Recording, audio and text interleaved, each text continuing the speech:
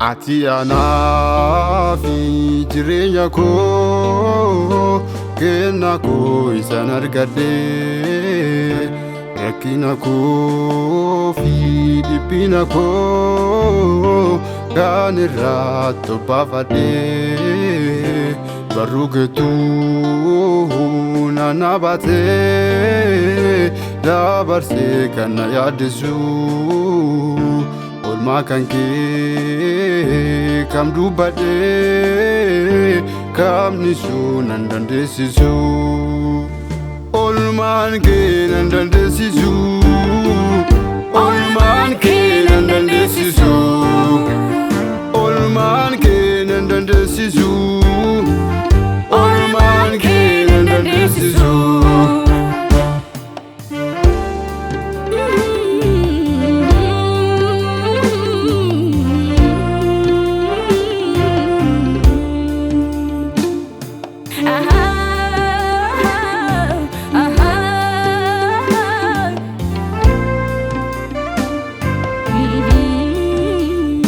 Anaaf jettee fannoo irratti dhiiga kee dhangalaaste maaluma koo sitti tolee fadhakkaas na jaalatte jaalala kee na boojitee na taasiste nama kee angalataan siif qaba ofuraa dumaarsaa kee angalataan siif qaba ofuraa du'aarsaa kee angalataan siif qaba ofuraa du'aarsaa kee angalataan siif qaba ofuraa du'aarsaa kee angalataan siif qaba ofuraa du'aarsaa kee.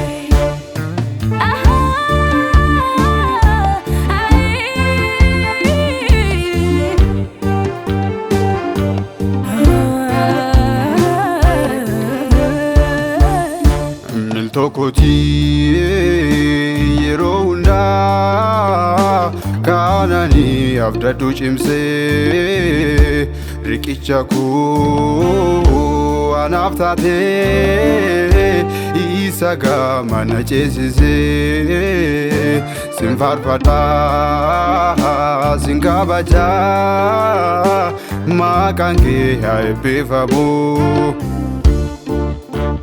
Maqaan kee haa eebbifamu maqaan kee haa eebbifamu maqaan kee haa eebbifamu maqaan kee haa eebbifamu.